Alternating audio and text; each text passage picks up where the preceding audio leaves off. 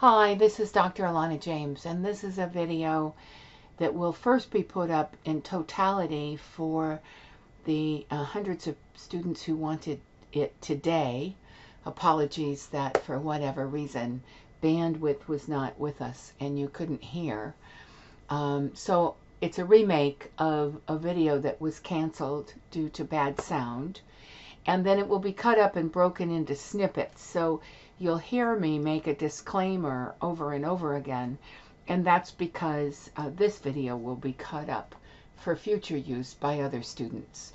I just want to say that this topic, worry, anxiety, and imposter syndrome, your deans of your graduate schools are very concerned about your mental health and about the fact that they see an increase of this on their college campuses.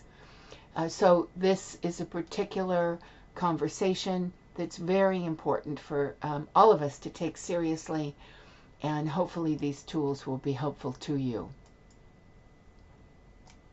We're going to start with the reflective question.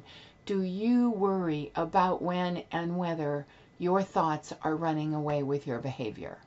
That's the secret and the basic thing. If you feel like what's going on in your head is getting in the way of you being fully active in your world in any way, then please take these things seriously.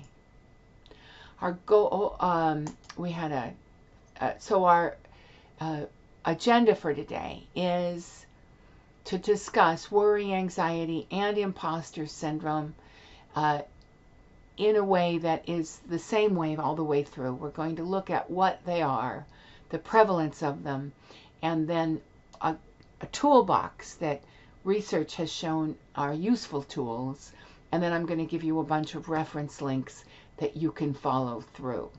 And both the video on YouTube and the big marker have these links in a PDF as well, so you have them available. All right, let's go into each section now. We'll start with worry. And as we start, I want to make sure everyone understands that I am not a trained psychologist. These discussions are intended to be a high-level overview of semi-current research.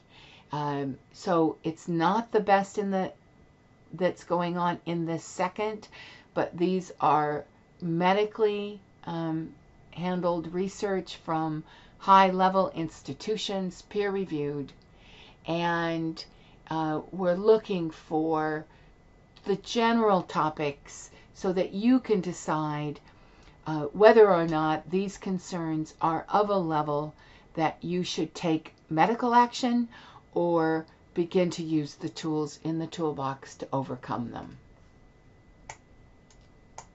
So what is worry? Worry is a cognitive, it's the cognitive or thinking part of anxiety. So they're hooked together. It's made up of fearful thoughts about what could happen. So it's future-oriented thoughts about what might be happening or what could happen just in general. These fearful thoughts impinge on being intrusive, and they are negative in our lives. For some people, worry is an occasional experience. For others, worry can be habitual, and it even can become a typical style of thinking. So it may be, and it's considered that probably at some point in our evolution, worry was helped us because the worriers survived. However, at this point in our evolution, it leads to overcautiousness and reduced mortality. So, and the past, and it can actually increase our mortality now. So, it's extremely prevalent. Worry to the point where it gets in our way is extremely prevalent.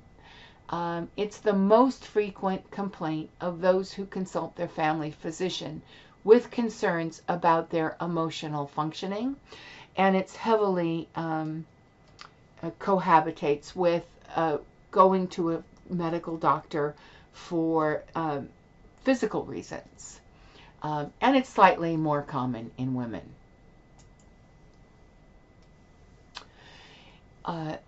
So in psychological terms, it's been called generalized anxiety disorder. It's cardinally defined by chronic worry, and the process of worry is pervasive throughout all of the anxiety disorders. There are several. Self-labeling was the way it was looked at in the 1990s. People would self-define according to a list as a worrier or a non-worrier. And early studies saw that it increased the frontal EEG activity and significantly greater in the left hemisphere. So we know that worry, actually, we can pinpoint where it goes on in the brain. We can do brain scans. We can see where they are. And these have been helpful in some disorders such as obsessive compulsive disorder, which has a worrying component, in that an OCD patient can see their worry on a brain scan and can self-talk the amount of worry down. And this feeds into some things that have been done with biofeedback as well.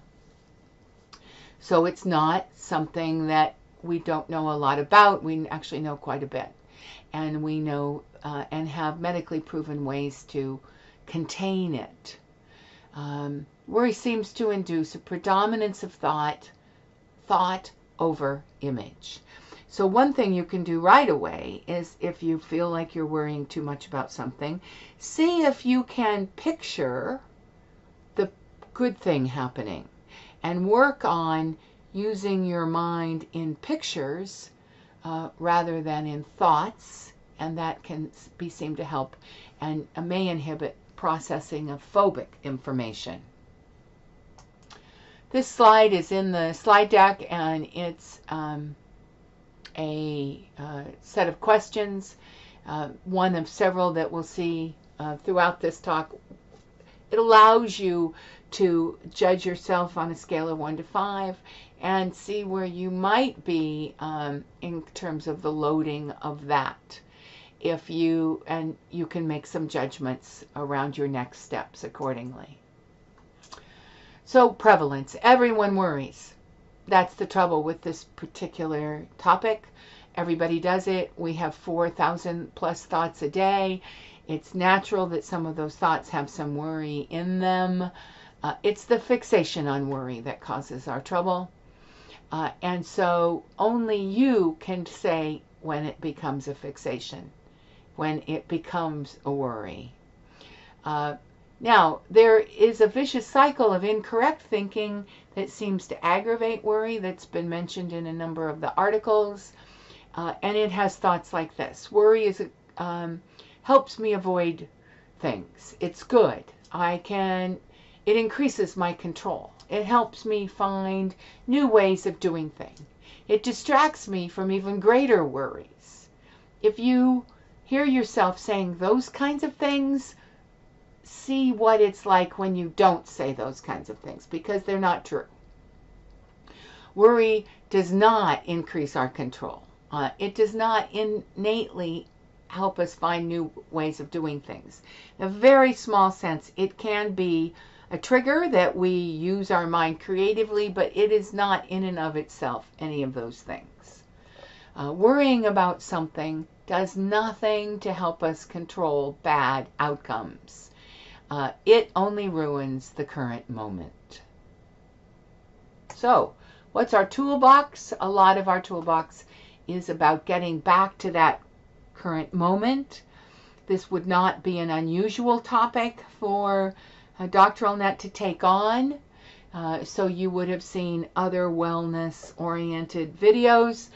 And we remind ourselves again, there is something called thought stopping, when we just say stop.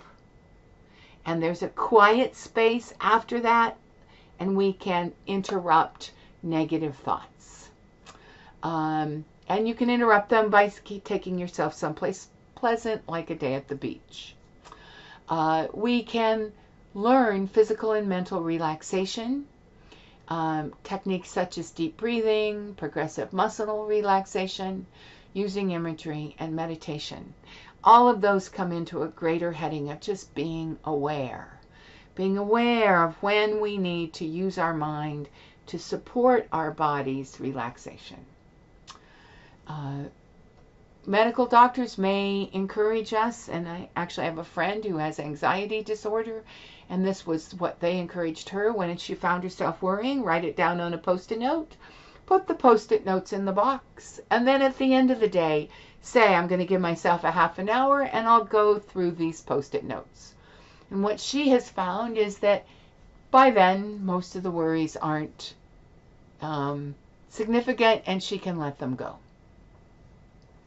This goes hand in hand with scheduling a time for worrying. When a worry comes to mind, you say, I'm going to think about you at 6 p.m. And then at 6 p.m. you give it its time. It's beginning to form a partnership with our brains when our brains run away with us. This does nothing to say about how uncomfortable the feelings that go with these are, but they are mental techniques that can help. As I said, worry is the cognitive part of anxiety. We review books, we get additional techniques, and this, if self-help is not effective or your worry is distressing, making it difficult to enjoy life, seek professional help. So this is the books that referred to, and it was the Center for Clinical Interventions, which is a link coming up at the next slide. And this was their curriculum, talking about the beliefs, doing some attention training, looking seriously at those thoughts, that the positive beliefs about worrying that in fact aren't true, problem solving, taking action, different kinds of thinking, accepting uncertainty, which is the heart of this, is that our lives are uncertain and that we need to encourage ourselves and take on self-management techniques. These are the web links that will take you to the references that were discussed in this snippet on worrying.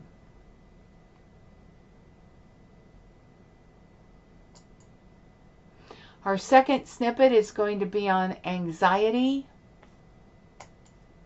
And once again, this discussion of worry, anxiety, and imposter syndrome are meant to be high-level overviews of semi-current research to give you, a student who may be feeling like some of these things are impinging on your life, some places to go, some ideas about what the research is saying, and a level around which you can make your own decision.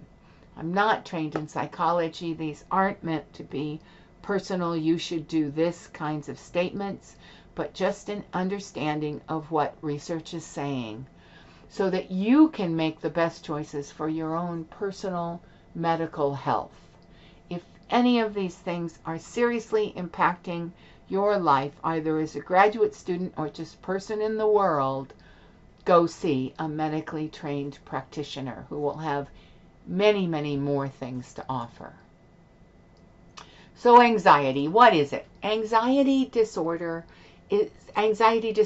are subcategorized into a number of things, and they are neurobiological, have neurobiological underpinnings. So we know each one of them will show us increased activity in the amygdala and insula parts of our brain, and they are linked to negative emotional responses, similar to fear in healthy subjects. So whereas the snippet on worry was looking at the mental cognitive portion of anxiety disorders, this section is going to go more into the emotional side of that. Social anxiety. 80% of the people with social anxiety disorder display characteristics pre-20 years old. It's an early onset disorder, and it has to do with fear of interacting with other people. Some of that fear may be, you may be able to interact with other people in certain settings, but not in others. So it can be characterized by certain settings as well. Post-traumatic stress disorder is a stress or anxiety disorder that's tied to a serious event, which then keeps showing up in your brain and your ability to regulate. Sufferers experience hypervigilance and hyperarousal, disassociation, emotional numbing, and re-experiencing the phenomena that caused it in terms of nightmares and flashbacks. There are other phobias. Phobias in general are fear-based anxiety disorders, whether it's of flying, of bugs of certain kind, etc. There are panic disorders where you have an attack and your heart beats and you can't move. There is obsessive compulsive disorder where you feel not safe unless you keep doing the same thing over and over. And then you may just have anxiety around separation or around test taking or around any number of experiences in life.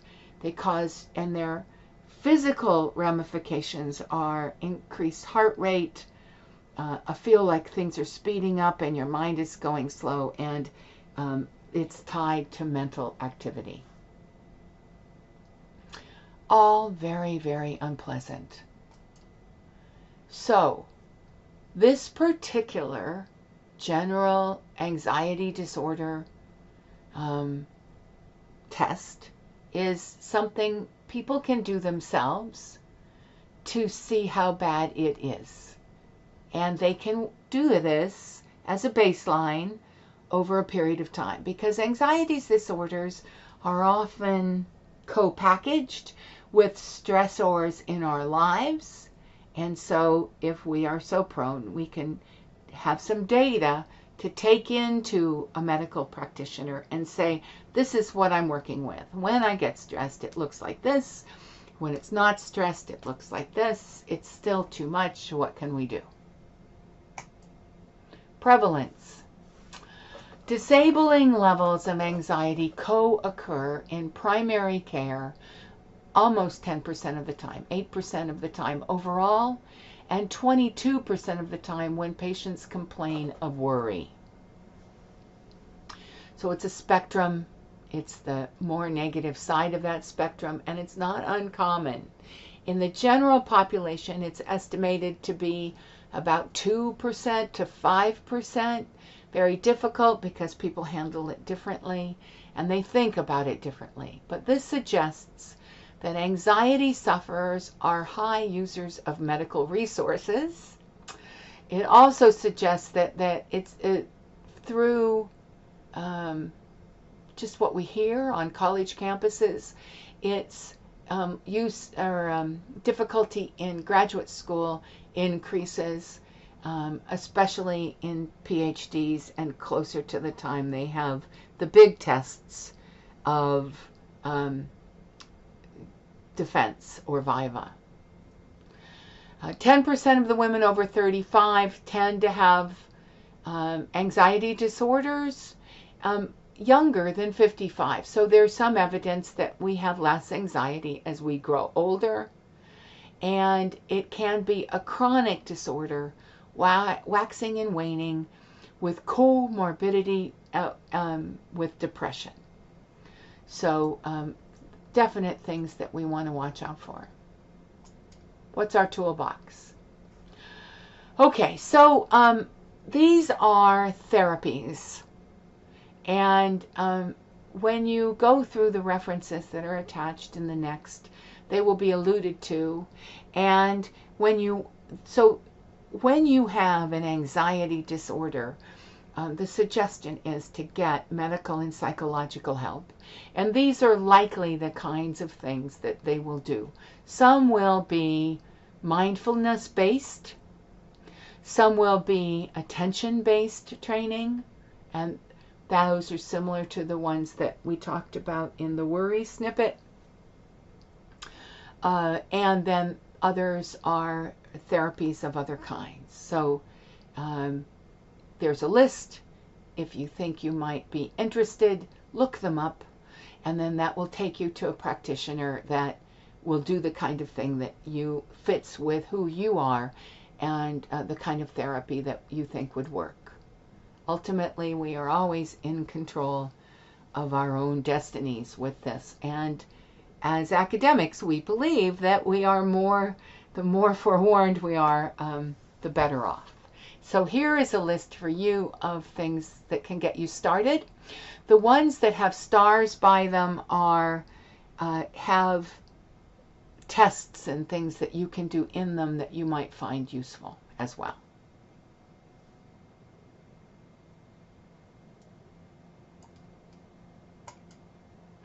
Our third snippet is on Imposters Syndrome.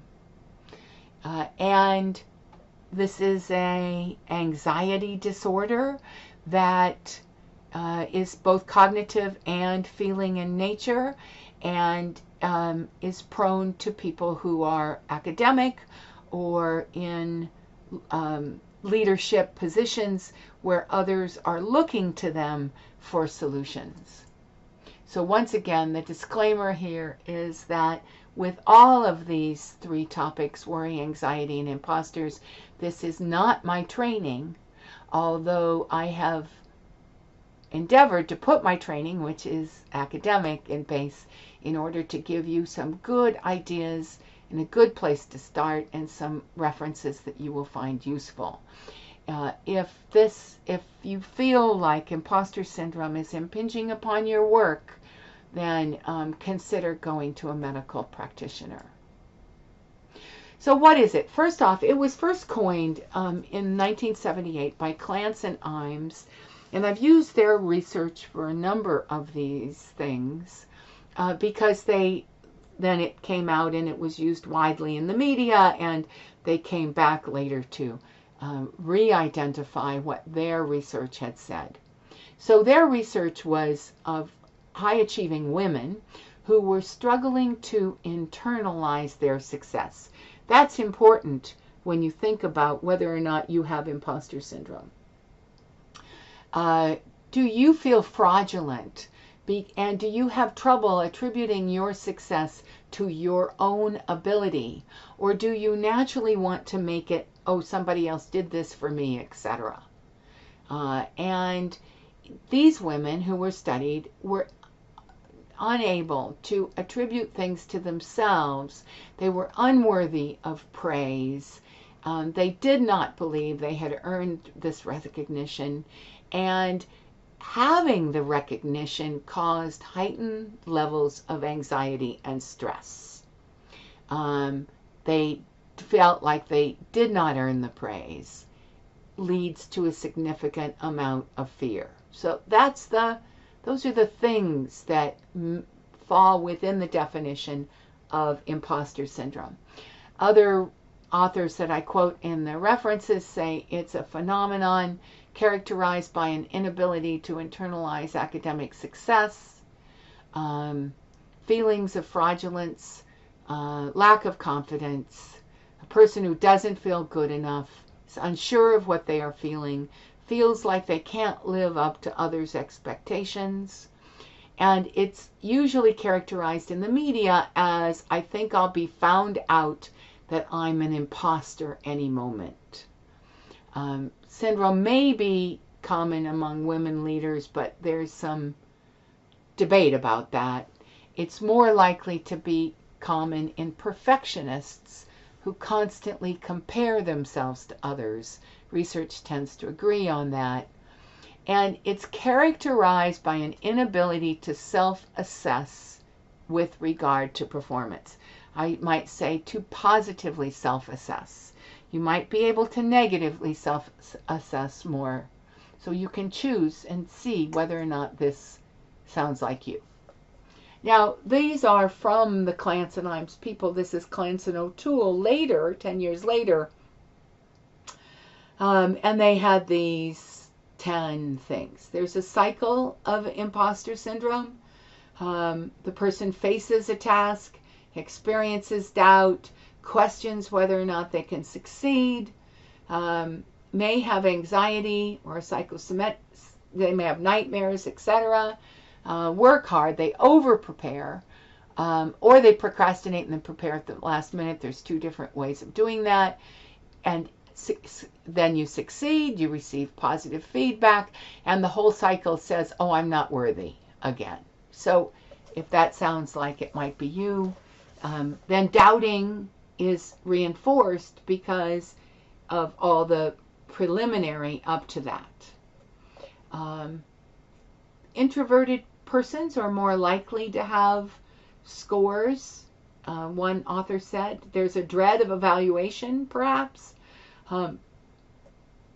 Hypothesizes that you're not doing well enough, so, oh, please don't evaluate me. Terror of failure, afraid of shame or humiliation, afraid of looking foolish, causes that, those feelings cause you to go through that cycle, perhaps. Guilt when you feel successful. Difficulty in internalizing positive feedback. Generalized anxiety can be a result, overestimating others while underestimating yourself, defining intelligence in a skewed manner. Oh, they're more intelligent than me, that look, they have this, this, and this. Usually as a way of showing that your work is deficient, or could be considered deficient, or you're not smart enough, not good enough, not whatever enough. False and non-affirming family messages could be a basis for this.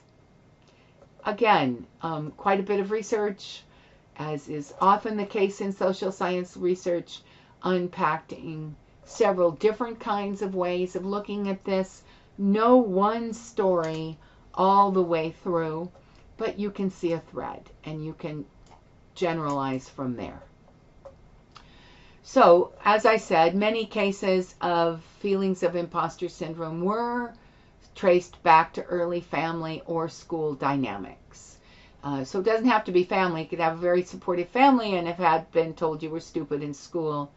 When a child receives mixed messages about competency or their achievement, so those early childhood things, or you came to your success too quickly, or you're a first generation and everyone around you doesn't see the world through the same lens you do, so you get mixed messages again. People who have high achieving parents, super high achieving parents, never feel like they could live up to that. Members of minority groups or students, you can see that really they have found it in lots of places and no one place that says this is really it. So in higher ed, specifically those studies, there was no clear evidence regarding gender. It may affect faculty-student interactions, however. The faculty who has imposter syndrome may not lecture as much, may have fewer advisees, may not publish as much. Overall, having a desire to lessen their visibility. Again, these are maybes. So the toolbox includes discussing imposter syndrome with trusted mentors, discussing the feelings that are common, discussing the vicious cycles if there is one. Pay attention to your own self-talk and reignite the awareness toolboxes that were in the worry snippet. Make a list of your strengths. Have that list in front of you. Stand up and say, I am these things. Use your body and your mind to overcome the feeling of lack before you have a test. Accept that perfection is unrealistic and it's costly. Know that feelings of competence come and go for everybody. Embrace being uncomfortable so you can have the growth, and celebrate a partial or developing skill every time you don't cave on yourself and acknowledge a strength. So it's a one step after another situation. Imposter Syndrome has these links, and none of them had the stars by them that were particular tools, but we hope they are useful to you, and they will be ripe. All of these topics of worry, anxiety, and imposter syndrome are ripe for discussions within the Master's Net and Doctoral Net systems. For those who missed were not able to see it on the webinar, I was hoping we could talk about what's happening on your campus. Have you tried the new sites? How far ahead are you? Are you planning? And are any of you beginning to think about summer? We are beginning to think about summer at Doctoral Net and would love to hear your thoughts about what you might tackle during the summer so that we can provide the right kind of webinars for you to have the full range of what you would like to accomplish this summer covered. And with that, we'll stop.